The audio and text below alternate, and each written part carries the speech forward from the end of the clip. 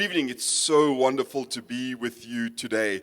And certainly under these circumstances where we would have normally been meeting together to have a meal together, tonight we get to be part of an evening, a really special evening, as we introduce online Alpha here at Gracepoint. And while I say Gracepoint, I'm well aware of the fact that there are many people that aren't, although Gracepoint is hosting this, that many people aren't part of Gracepoint, but we want you to know that whether you are part of the Gracepoint family or not part of the Gracepoint family, whether you're new to Gracepoint, new to Alpha, new to this whole experience, that you are just incredibly welcome to be part of today's event. So welcome. I'm going to hand over to Jackie, who's going to kick us off. Good evening, and it's really good to be able to be with you. We know that this is really different, the fact that we're actually not face-to-face, but we're online. So maybe what we can do is just send out a huge hello as we just greet everybody. It's just, you're going to find that in the next couple of weeks, you're going to get to know people that you're doing this life journey with. And so Alpha is just an amazing course, and it is a worldwide course, and people all over the world are having to find a new normal, do things in new ways. Isn't that so true about this time? It's just kind of forced us to rethink life. And that's kind of really what Alpha is about. Alpha is about asking the questions about life and figuring out the answers in the journey. And so Craig, just kind of, maybe you can just help us a little bit tonight as you just share a little bit about what gets you involved in Alpha and what you can just tell people about what to expect and what this journey could be about. Thank you very much, Jackie. Yeah, what a wonderful privilege to be here this evening. I've been involved in the church for many, many years, and I was fortunate, as you guys are aware, in 2017 to go across to the UK and to be part of Nicky Gumbel's conference, the Alpha Conference. Now, you're amongst thousands of Christians from all denominations, but what really resonated with me and really struck a chord in my heart was the testimonies. There were some incredible testimonies that were given. The authenticity of those testimonies, people who were lost, people that were, there were people that were destitute on the streets. There were CEOs of companies. There were people in jail that had just had no future and no hope. And they encountered Alpha, and they traveled this journey, and they entered hopeless, and they exited with a new hope and just a new perspective on life. And that really, really struck a chord with me. I came back to South Africa, got involved in Alpha at Gracepoint, and then really lived and saw it actually happen in real life. I mean, we had people coming when we started the journey that would walk in, and we'd have people that were angry, people that had questions, people that just, I suppose, didn't really have a purpose in life and were questioning, is there more to life than this? And as we journeyed with them, and as we exited at the end of the Alpha course, just to see that change in people, it really, really struck a chord with me, and I encourage people. And you ask the question, why? Well, I don't know where you are in life. I don't know where the individuals are in life. But if you have questions, if you want to know why is he evil in this world? If you want to know a little bit about Jesus. And it doesn't matter who you are. You could be someone who's just finished school. You could be the CEO of a company. You could own your own business. It doesn't matter who you are. Alpha is for everybody. It's we try our hardest to create an environment that's unthreatening, that's friendly, that's welcoming.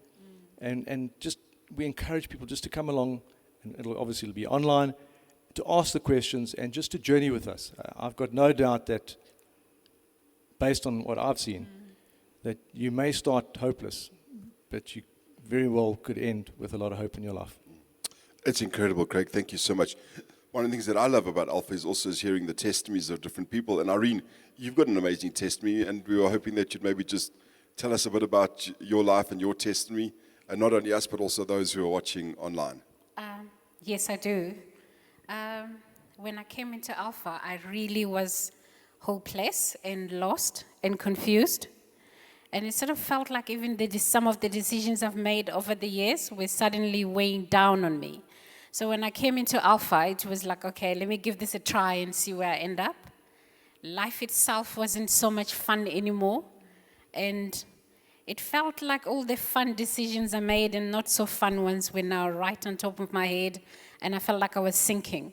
But coming into Alpha every single week and asking all those questions that even though I had been a Christian for so many years, I just couldn't get past. It was like a true encounter with love itself. The people were so welcoming and the answers were so spot on to the deepest shames and vulnerability I had deep in my heart. So I cannot stress it enough. If you have any fear, confusion, and hopelessness, and no direction, to try Alpha. I had done the Christian walk for 25 years. I had managed to get so many things accomplished, but deep with myself, there was a deep void that I just couldn't get through. And all the things that I used to do were not helping anymore, and Alpha was like a godsend.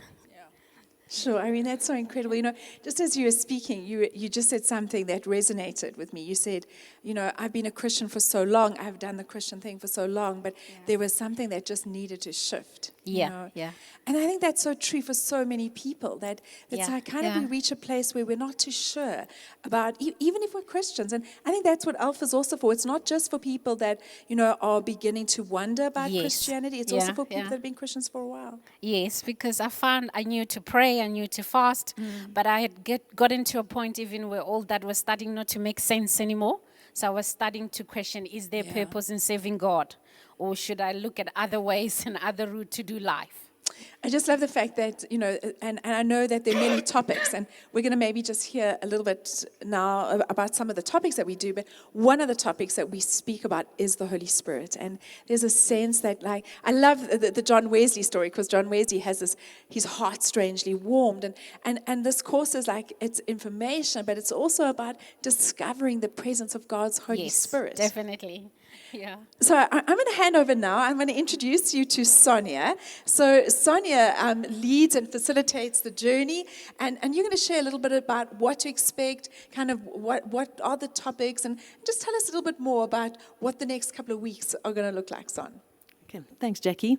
Firstly, I just want to say the reason why I do Alpha is exactly, Irene was in my group, so I actually got to witness that and to feel it and go on that journey with her. What is amazing about Alpha is that it's not just a Christian course. The way the Christian faith is actually presented, it's very creative. You go on a journey.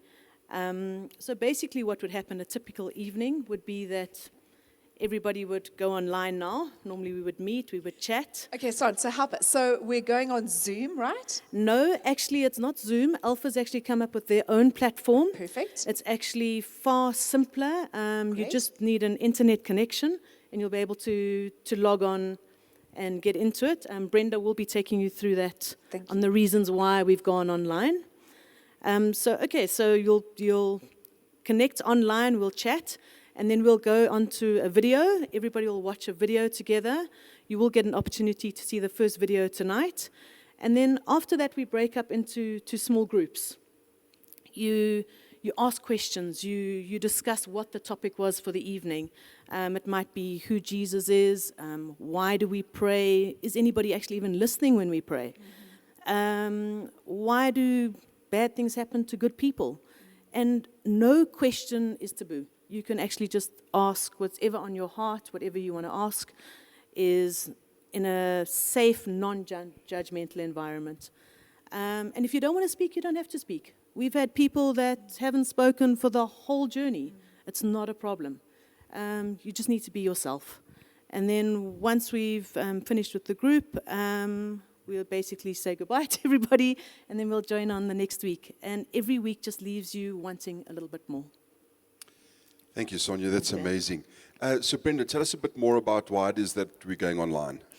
So, thank you, Gary. In these times, we're all very uncertain about a lot of things, and our social distance is one of the biggest things that we worry about. So that's why Alpha has adapted, and Alpha has gone online. Also, what's wonderful about it is there's no more rush hour traffic in the evening. There is no more worrying about driving home late at night. There's no more worrying about babysitters. And the Alpha platform is really, really easy. So you don't have to be tech savvy about any of this. All you need is, as Sonia said, that internet connection from home. So what we would like you to do is, if your friends and family haven't registered yet, please ask them to send an email to alpha@gracepoint.co.za. We will register them and send them their login details. And all we want to do is ask you to try Alpha online. So tell us a little bit, Bren, about, so you'll get the login details, you'll log in. We're familiar with Zoom now. It's kind of like one of the terms that we all know about. So is it a similar kind of platform to Zoom that we'll see people's faces? Do we have to go on screen? Can we not use our camera? Tell us about how it'll actually Whatever work. makes you comfortable. So yes, we'll all connect initially via Zoom, and we will be able to see all of the people that are joining. And then we will send you a link just in the little chat. You connect on the link and it'll take you into your small groups. Stunning. If you don't want to have your camera on, please don't have your camera on, but we'll watch the DVD all together. And you will always want to put your camera on because it's wonderful just to be able to see and connect people. And you need to know who that person is when they are asking these difficult questions and questions that most of the time you've wanted to ask yourself and you just never have. So, but whatever makes you comfortable. Thanks, Brenda. What I find exciting about this and why I'd want to be part of it is because the first time we were involved with Alpha was in 1997. We went to a church in East London that was doing Alpha, and it was almost our first experience with Alpha. And since then, as we've fallen in love with Alpha because we've seen how it's changed. We're in the life-changing business in essence, And so when we see people move and journey closer to God, some, as you said, from being complete agnostic or atheists I've known people that have been so angry with God because of things that have happened, and then have come into a loving experience of Christ through Alpha, because they've been able to ask really tough questions that they've always wanted to ask about life and about their own life, to watch the transformation. But not only that, to be part of something where over 20 million people across the world have been part of. I mean, that's got to tell you something about the impact that Alpha makes in people's lives. But we can talk about the corporate stuff, we can talk about everything else in that, but the essence of Alpha, though, is that it's a personal journey that transforms your life, and that's really exciting. So I think we're going to watch the clip now, is that correct? Yeah, so we're gonna watch the first one. So what is the title of this one tonight, Sonia? Is there more to life than this? Fantastic. Is there more to life than this? So we're going to hand over to the Alpha team. Enjoy this video, and we look forward to seeing you again once it's done.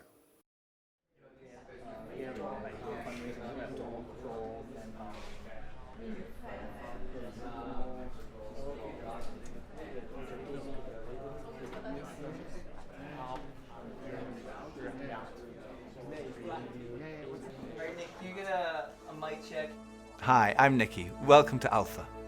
Life is busy. Every day we ask so many questions. What should I wear? What's the weather going to be like? What's happening today? How am I going to fit everything in? But then there are those bigger questions. Like, why am I here? Where am I heading? Is this it? Is there more to life than this? These are life's big questions, but there's rarely enough time to think them through properly. We all have different perspectives on the meaning of life and faith, and Alpha is an opportunity to explore life's big questions. This is a great place to come together and talk about them openly and honestly. I'm Gemma. I'm Toby. And this is Alpha.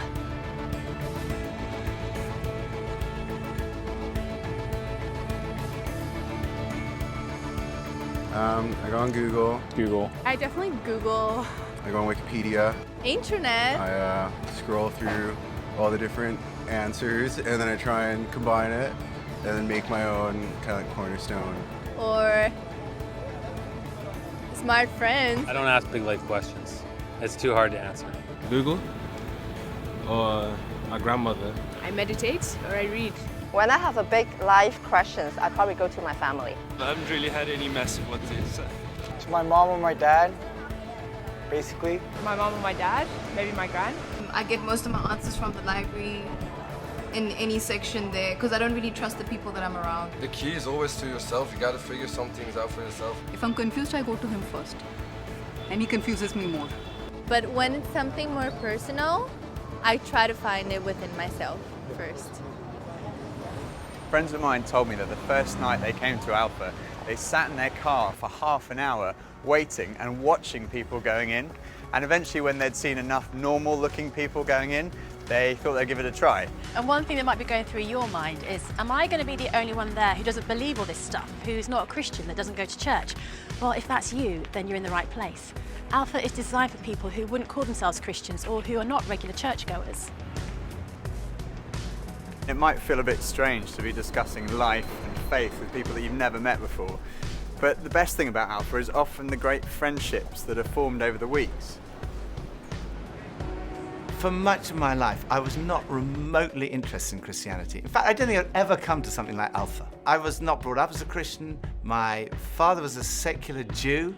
He was an agnostic, and my mother didn't go to church, and I had no interest at all in Christianity. First of all, I just thought it was so boring. Everything to me about church, Christianity, religion was just dull and dreary, and it kind of made me feel a little bit guilty. I didn't know why, but I just didn't want to have anything to do with it. And I also thought it was untrue. I thought I'd sort of thought it through, and I'd come up with these intellectual objections, and I called myself, very pretentiously, I called myself a logical determinist. And I quite enjoyed arguing with people who called themselves Christians. And at university, I had a bit of a reputation for being an argumentative atheist. And I also thought it was irrelevant to my life. I couldn't see how someone who'd lived 2,000 years ago, 2,000 miles away, could have any relevance to my life today. It just seemed outdated and irrelevant. But at the same time, looking back now, I would say something was missing. I say that because I don't think I was living in the moment. I was always looking forward to the next thing in life. So when I was at school, I was thinking, when I finish my exams, maybe that will be when I'm going to really start to enjoy life. I finished my exams, and then after about 3 weeks, I started to think there's got to be more to life than this. And I thought, well, maybe when I've left school, that will be what life's all about. And then I left school, and after about 3 weeks, I started to think, there's got to be more to life than this. I thought, well, maybe the answer is to get a girlfriend. And somehow, I don't know how I managed it, but I managed to find a girlfriend. Again, after about 3 weeks, I started to think, there's got to be more to life than this. And basically, there was something missing. I was longing for more. The actor Jim Carrey once said, "I wish everyone could get rich and famous and have everything they've ever dreamed of, so they would know that's not the answer." Some people dream of having their name in lights, of fame and fortune. Some people dream of finding happiness through relationships, careers, money, whatever it may be. But do you ever get that niggly feeling that as good as those things are, there must be more to life? Yeah, all too often life just doesn't turn out the way we think it should. And even when it does and we achieve our wildest dreams, it's somehow never quite enough. It just doesn't satisfy. It's like there's something missing. The comedian and actor Russell Brand said, "Drugs and alcohol are not my problem. Reality is my problem. Drugs and alcohol are my solution to fill up a hole inside me." And Jesus said, "I am the bread of life." In other words, I'm the one who fulfills the longing that's deep inside every human heart. Jesus claimed to be the one person who can satisfy that spiritual hunger. Freddie Mercury, the lead singer of the rock group Queen, had amassed a huge fortune and attracted millions of fans. But he admitted in an interview shortly before his death that he was desperately lonely. He said this, "You can have everything in the world and still be the loneliest man, and that's the most bitter type of loneliness. Success has brought me world idolization and millions of pounds, but it's prevented me from having the one thing we all need, a loving, ongoing relationship." Jesus said, "I am the way, the truth, and the life." Ultimately, there's only one relationship that is totally loving and goes on forever, and that's a relationship with God. And Jesus said, "I am the way to that relationship."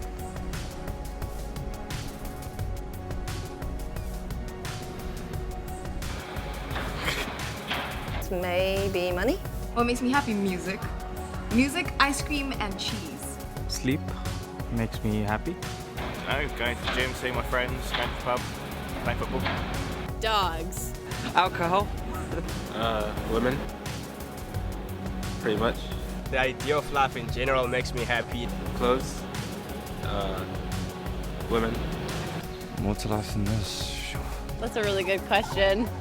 I don't know, I can't tell you. I think we're supposed to learn a couple of things. There's nothing more. I'm still figuring that out, to be honest. No. Let's live in the moment. Absolutely. I strongly believe that there's more to life than this. No idea. Sorry.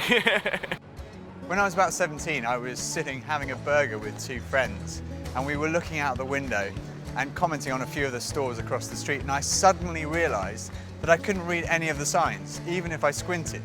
So I asked if I could borrow one of my friend's pair of glasses, and as soon as I put them on, I realized I could see everything, like colors, shapes, words. I was amazed at how everything was so clear. And I could see before, but now I could really see. And to me, that's the best way to describe the difference that Jesus makes. Jesus is the lens through which we see God. And he's also the lens by which we see the world in a totally different way. Jesus said, I am the truth. Some people's response to a Christian might be, well, it's great for you, you found meaning and purpose in your life, but it's not for me. But when you think about it, that's not actually a logical position, because if Christianity is true, it's of vital importance to every one of us. And if it's not true, it's not great for us, because it means we're deluded. C.S. Lewis was one of the great intellectual giants of the 20th century, probably best known as the author of the Chronicles of Narnia. He said this, Christianity, if false, is of no importance, and if true, of infinite importance. The only thing it cannot be is moderately important. I come from a family of lawyers, so naturally I wanted to look at the original documents and sources. I never really looked at the evidence before, and I was astonished at how much evidence there is for the life, death, and resurrection of Jesus. For me, it was through reading these documents that we find in the New Testament that I came to the conclusion, it's true. One of the last cases I did as a lawyer was in the Court of Appeal in front of Lord Denning, an absolutely brilliant mind, perhaps the greatest judge of the 20th century. He said on one occasion that his Bible was his most tattered book in his library. He'd examined the evidence really carefully, and he came to the conclusion, it's true. One former professor of history at Oxford University described the resurrection as the best attested fact in history. I hadn't realized how many of the pioneers of modern science were believers. Descartes, Newton, Kepler, Galileo, Locke, Copernicus, Faraday, Kelvin, Pasteur. Francis Collins, one of the greatest scientists of our time, was director of the Human Genome Project, mapping the 3 billion letters in the human DNA, considered by many to be the most significant scientific undertaking of our time. He describes how he encountered Jesus and came to believe in the truth of Christianity.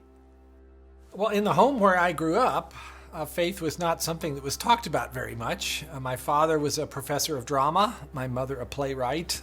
When I went to college and those discussions in the dorm late at night about religion began to occur, I had no particular reason to attach value to a faith system. It had never been something I was familiar with or had internalized at all.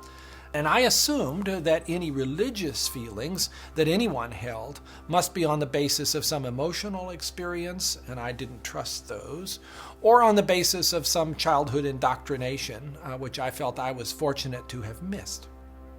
I loved the experience of learning about the human body and all of the components of that, and I particularly loved being introduced to genetics.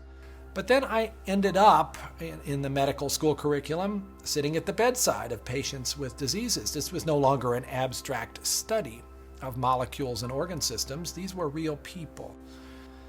And one afternoon, one of my patients, a wonderful elderly woman, much like a grandmother, who had very bad heart disease. She had a particularly bad episode of chest pain while I was with her. She got through it, and at the end of that, explained to me how her faith was the thing that helped her in that situation. She realized that The doctors around her weren't really giving her that much help, but her faith was. And after she finished her own very personal description of that faith, she turned to me, and I had been silent, and she looked at me quizzically, and she said, "What do you believe, doctor?" And ultimately, I had to admit to myself that her question had made me realize that I had arrived at an answer to the most important issue that we humans ever deal with. Is there a God? And I had arrived there without ever really looking at the evidence. And I was supposed to be a scientist.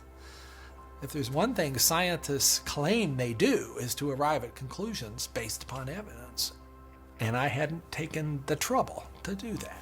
I was greatly assisted by a pastor who lived down the road, who I went and asked about all this, and who gave me a copy of C.S. Lewis's wonderful book, Mere Christianity.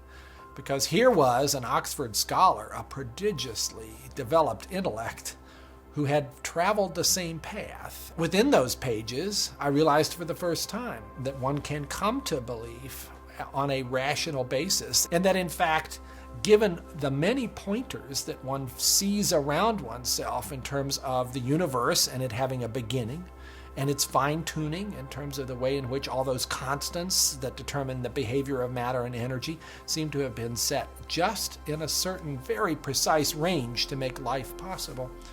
And many other things, including my beloved mathematics and why they actually work anyway to describe the universe, something that makes you think the Creator must have been a mathematician. That brought me then to the person of Jesus Christ as a person who was historically extremely well documented. That was news to me. I thought Christ was as much myth as history, and I realized after reading more about it, this was a historical figure upon which we have a great deal of evidence for his existence and his teachings, and even his rising from the dead in a literal way. That day at my patient's bedside started a journey for me, a journey that I was reluctant to begin, but I felt I needed to, a journey that I thought would result in strengthening my atheism, but to my surprise, resulted in my conversion. There's a difference between knowing facts about someone and really knowing them personally. Now, I've known my husband Phil for 3 years now, but suppose if before we met, I found him on a website called The Amazing Man. Now, there's no doubt I would have looked at him and thought, okay, I'm intrigued. But what if each page was dedicated to his amazing abilities, his sparkling personality, his tender heart, his extraordinary intelligence, and his cooking abilities?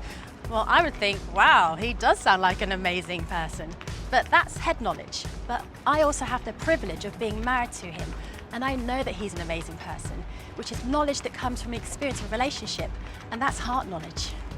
When Jesus said, "I am the truth," he was talking about more than just a kind of intellectual truth. The Hebrew understanding of truth was truth as experienced. And there's a big difference between a kind of intellectual knowledge and a personal knowledge, between your head and your heart. So when someone says, "I know Jesus is the truth," they're not just talking about being convinced of the evidence. They're also talking about experiencing a relationship with the risen Jesus Christ.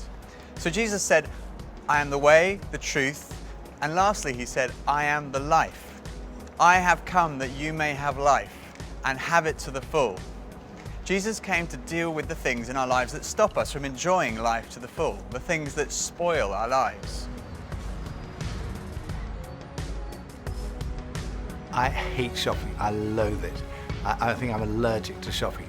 But occasionally my wife Pippa persuades me to go shopping, and just after Christmas it was the sales, and she persuaded me to go shopping, and we went into the shop and we bought this very nice new sweater, and same colour as all my other sweaters, and we left the shop and we went to buy a present for her, and we went into this ghastly shop. It was so crowded, it was unbelievable. And even Pippa had had enough, and she said, "Okay, we're leaving." So we went to leave, and as we left, the security alarm went off, and the security guys moved in very quickly, and they stopped us all from leaving. And like the crowd that was trying to leave was stopped, and the crowd that was trying to come in was stopped. And we were there right in the middle. The 6 of us who were going through the security at that one time were all taken off and sectioned off from all the rest. And they wanted to see which one of the 6 of us had set off the alarm. So they sent one of them through, and that was fine. They obviously hadn't set it off. Then they sent the next one through. They obviously hadn't set it off. Then the third, then the fourth. None of them set it off. So it was left with Pippa and I were standing there, and I thought, oh my goodness, I'm married to a shoplifter. It must be Pippa who's got set off the alarm. So they sent her through, and she didn't set it off. So I thought, oh my goodness, I've obviously got something. Someone must have planted something on me. I'm going to be arrested. I'm going to be sent to prison. All the crowd were watching, both sides. They were just watching this criminal who'd been caught going through. So they went through, and as I went through, the alarm went off. They took me to the side. They opened up my rucksack on my back, and there they found this sweater from the other shop with the tags still on it. I felt so guilty. That was like false guilt. I also sometimes experience true feelings of guilt because I do things that are not right, that are not good. And this is the wonderful news that God loves you and he loves me. God came in the person of his Son, Jesus Christ, to die for you and for me. And on the cross, he took all of your guilt, all of my guilt, everything you've ever done wrong, everything I've ever done wrong, said wrong, thought wrong, and he died in our place in order that we could be forgiven. And forgiveness, C.S. Lewis said, it's like a recording of our life, wiped completely clean. And when we receive that forgiveness, we find life, and life in all its fullness. And that's what Jesus wants for you and for me. Life in all its fullness. Life at its very, very best. I think for so many years, I always just strived to be strong in myself. And it was as if that all I needed was me and my buddies and, we'd be like invincible.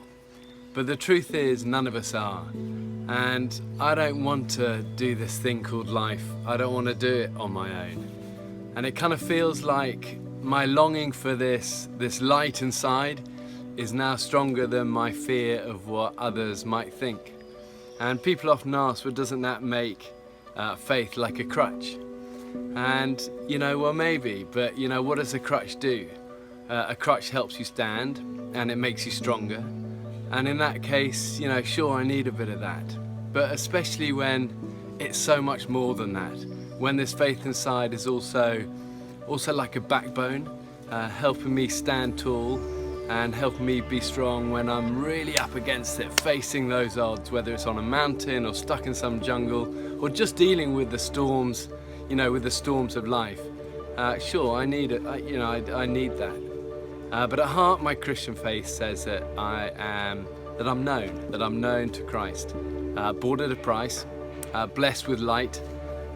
Faith says that we're loved, regardless of our mess, regardless of how many times we fall down, and that Jesus somehow picks me up. And sure, I'll reach out to that. Why wouldn't I? I used to think Christianity was boring, untrue, and irrelevant. But when I read about Jesus, I realized he was anything but. Jesus said he's the way to God. He's the one who brings meaning and purpose to your life. He said he's the truth. He said he's the life, that true fulfillment is found in a relationship with God through him. Alpha is a place where you can be yourself. You can say what you think and challenge everything. No question is too complex or too simple. And what your point of view is as important as anyone else's. And over the weeks ahead, we are going on a journey together, an adventure to explore the questions of life, faith, and meaning. Think of it this way. If you live to be 70, you're going to spend 20 years and 3 months asleep, 10 years and 5 months watching TV, 5 years and 9 months in some form of transportation, 7 years and 6 months eating and drinking. You have approximately 570,000 hours left to live. So why not spend less than 24 of them asking life's biggest questions? Welcome to Alpha.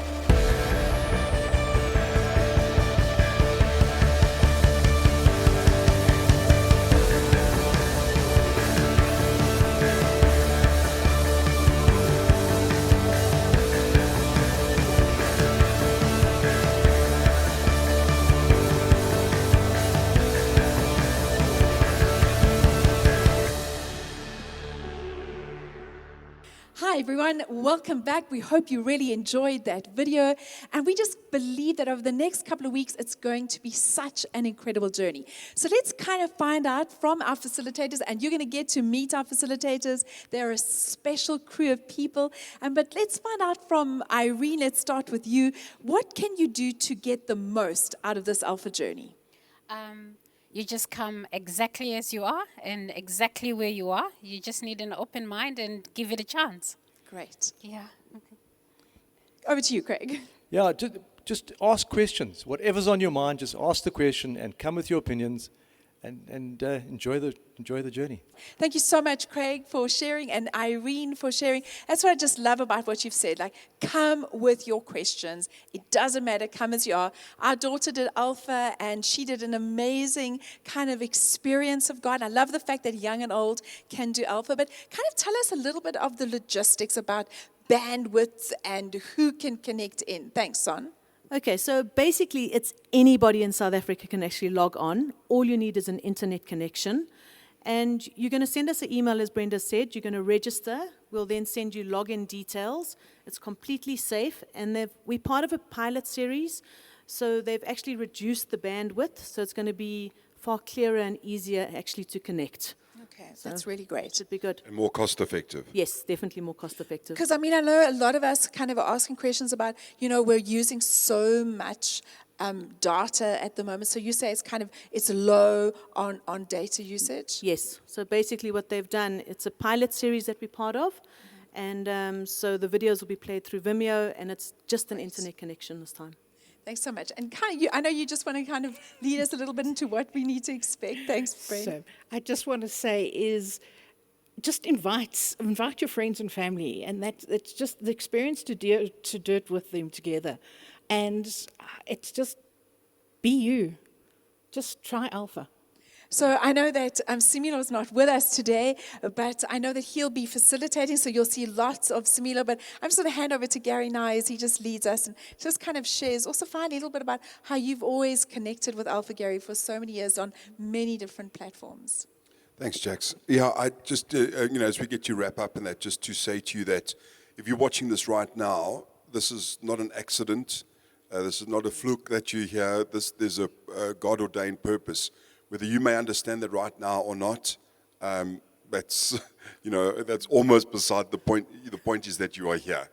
And it's not too late to ask someone. So just because someone that you may know is not here right now, watching this with you, it's not too late to invite people. So please, and can I say, especially those in that who may be a bit like Irene, who had been along the journey, I think it's always helpful to have someone be part of the journey with you, And I know that if someone invited me to Alpha and came to me, if I was seeking or I wasn't too sure, and someone came and said, "Hey, come and be part of Alpha, try Alpha, and I'll be with you," just to, because just for you to know that it's a safe place for you to be yourself, for you to ask questions, and all the rest of it, and I will be with you as you journey through this Alpha and that. So I know that if you had to ask someone or invite someone and tell them that you'll be part of the journey with them, it'll help so much. And then when they are offline and during the week and that leading from the one Alpha to the next, they'll have someone that they can ask questions. I know that the facilitators do an amazing job with that, because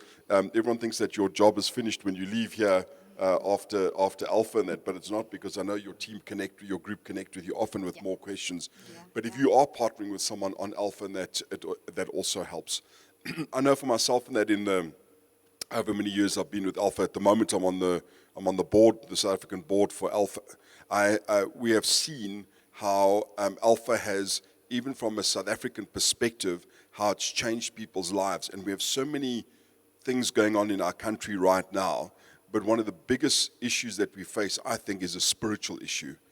When you look at some of the stuff that's going down in our country, I have no doubt that it's a spiritual issue. And so being part of Alpha and seeing people's lives change on a spiritual level, as well as on so many other levels, I have no doubt that it'll leave an indelible mark on your life and on my life and us as a country in South Africa. So thank you for being here tonight. It's been incredible. And while we are so happy about Alpha Online, obviously we're happy with Alpha Online, we look forward to one day being with you face to face. May God bless you. We will be praying for you literally every day for your journey on Alpha. And we look forward to hearing the testimonies, because you know what? That God has got a testimony lined up for you and for your life. And we can't wait to hear how God has impacted your life. Just want to say thank you to everyone for being here tonight. We're excited about the next couple of weeks. We literally are excited. We're just so glad that not only for us, but also for you, that you're part of a pilot program. You know, this is a pioneering thing for us, and we're glad that you're part of this adventure with us. So thank you to all of you for what you do for Alpha, but most importantly, what you do for God and what you do for the kingdom of God. We look forward to journeying with you over the next couple of weeks. God bless you.